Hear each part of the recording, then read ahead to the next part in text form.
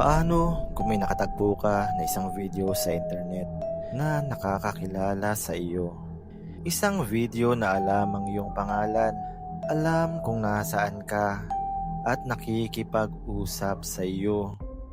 Paano kung may nag-anyaya sa iyo sa isang silid, isang pulang silid, kung saan ipinapakita sa iyo ang sariling kamatayan? Marami sa atin ang naniniwalang ang internet ay isang ligtas na lugar para maglibang. Pero sa ilalim ng surface, sa mga madidilim na sulok ng deep web at mga forum, may umiiral na mga alamat na nagdudulot ng takot at pangamba. At isa na nga dito ang pinakakilala at pinaka-nakakatakot na alamat tungkol sa Akamagara o tinatawag na The Red Room. Bago tayo magsimula, nais kong bigyan ng babala ang lahat. Ang kwentong ito ay isang creepypasta, isang modernong alamat na kumakalat sa internet. Ito ay gawa-gawa lamang at idinisenyo para manggulat, ngunit para sa mga nakakaranas ng anxiety o mga taong madaling matakot. Maaari kayong huminto at manood na lang ng ibang video. Maligayang pagdating sa Pusang Itim, ang tahanan ng kwentong kababalaghan at hiwaga mula sa iba't ibang sulok ng mundo. Mula sa alamat at urban legends hanggang sa mga totoong karanasang nakakapanglapot. Dito maririnig ang lahat ng nakakatindig balahibong storya. Kung handa ka na sa takot at misteryo, halina't sumama sa akin sa paglalakbay sa dilim. Huwag kalimutang mag-subscribe at sabay nating tuklasin ang mga sekreto ng gabi. Nakapatay na ba ang ilaw? Naka-headphones na ba ang lahat? Sige, simulan na natin. Umiikot ang alamat ng isang Akamagara noong kalagitnaan ng taong 2000 sa mga online forum sa Japan, lalo na sa 2chan. Ang kwento ay simple. May isang video file na nagpapakita ng isang pulang bahay sa isang normal na kapitbahayan sa Japan. Walang gumagalaw, walang nagsasalita, tanging ang pinto at ang malungkot na tunog ng hangin. Pagkatapos ng ilang segundo, may babae o may lalaking boses na magsasabi ng isang pangalan. Kung ikaw ang tinawag, ibig sabihin, para sa iyo ang video na ito. At pagkatapos, ang screen ay biglang magiging kulay pula, parang binabha ng dugo. Dito papasok ang tinatawag na The Red Room. At sa gitna ng pulang screen, lilitaw ang isang numero, isang phone number, o isang address. Ang boses ay magsasabi ng nakakatakot na pangungusap. Hanapin mo ko para mas maunawaan natin. Subaybayan natin ang karanasan ng isang karakter na si Taro. Isang kolehiyong estudyante na mahilig mag-explore ng mga kakaibang forum. Isang gabi, habang nagbo-browse, may nakita siyang post na walang subject, walang username, may attachment na isang video file. Dahil sa kuryosidad, din-download at pinatugtog ni Taro ang video. Una, normal lang, isang pinto. Sinabi niya ng pabulong, ang boring naman. Bigla, may narinig siyang boses na mahina. Taro! Napatalon siya. Paano nalaman ng video na ito ang kanyang pangalan? Bago pa man siya makapag-isip, ang buong screen ay naging matingkad na pula. At sa gitna, may numerong nagsusulat ng sarili. Ang numerong nakalagay ay ang kanyang sariling bahay. At ang boses ay nag-uutos. Hanapin mo ko. Nasa loob ako. Ang pinaka-nakakatakot na bahagi ng Akamagara ay hindi lang ang video. Ito ay isang live stream. Ibig sabihin, habang pinapanood mo ito, may nangyayari sa totoong buhay, sa real time. Kapag nagpakita ang address, o ang phone number. Ang manunood ay makukuryos o tutungo sa lugar na iyon o tatawag sa mga numero. At kung susuwayin mo ang babala at pupunta ka sa lugar na iyon, ano ba ang mahahanap mo? Kadalasan, isang buhay na eksena ng krimen o karahasan. Minsan, isang taong nakagapos. Minsan, isang bangkay.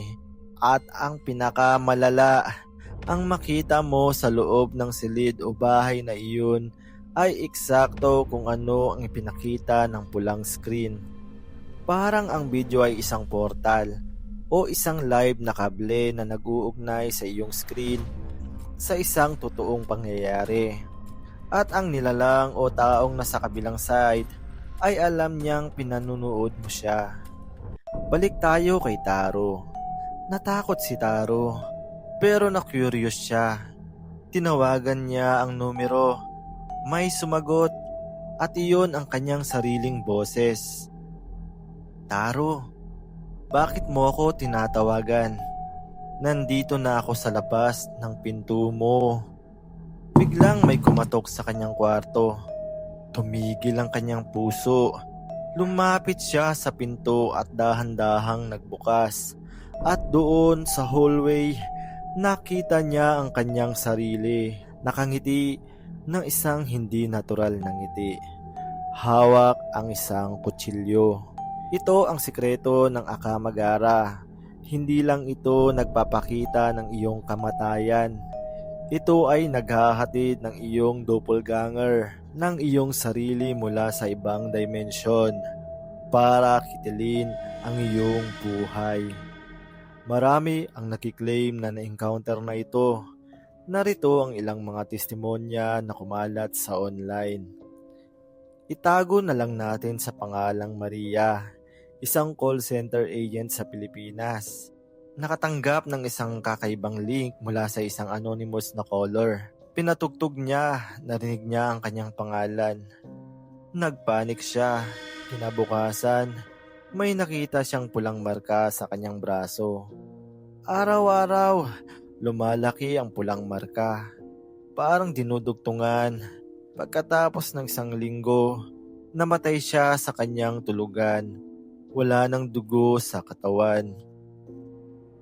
Isang sikat na streamer sa Japan ay biglang na-hijack ang kanyang live stream. Habang libo-libo ang nanonood, lumitaw ang Akamagara video. Narinig ng lahat ang pangalan ng streamer. Nagpanik siya at pinatay ang stream. Pagkatapos ng ilang araw, nagpost siya ng vlog. Sinabi niyang okay lang siya. Pero napansin ng mga fans na ang kanyang mga mata ay kulay pula at sa likod niya may pulang anino na parang nakabuntot sa kanya. May isang lalaking nagsasabing nakatakas siya. Sinunod niya ang address at nakita niya ang isang abandonadong bahay. Sa loob, may isang computer na nakabukas. Ang live stream ay nagpapakita ng kanyang sarili na nasa labas pa lang ng bahay at papasok pa lamang. Naunawaan niya na nasa loob siya ng video bago pa man ito mangyari. Bumalik siya at isinara ang computer.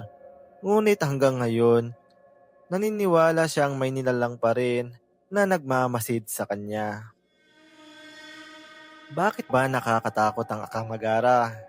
Una, ito ay personalized. Ginagamit nito ang iyong pangalan, address at numero. Ibinabato nito ang takot diretsyo sa iyong tahanan. Pangalawa, ito ay tungkol sa pagkawala ng kontrol. Sa internet, feeling natin kontrolado natin ang lahat. Pero ang Akamagara ay nagpapakita na may mas malakas na nilalang na kayang kontrolin ang iyong reality. At pangatlo, ito ay tungkol sa pagkakaroon ng doppelganger. Ang makita ang iyong sarili na pinatay ka mismo, ito ay isang primal fear na matatagpuan sa maraming kultura. Sa totoo lang, walang napatunayan na totoong video o napatunayang pagkamatay dahil dito. Malamang Ang Akamagara ay isang digital ghost story. Isang ebolusyon ng mga lumang alamat tulad ng Bloody Mary o The Ring na isinagawa sa digital world. Maaari itong maging isang malaking ARG o tinatawag na alternate reality game na nilikha ng isang grupo para takutin ang mga tao.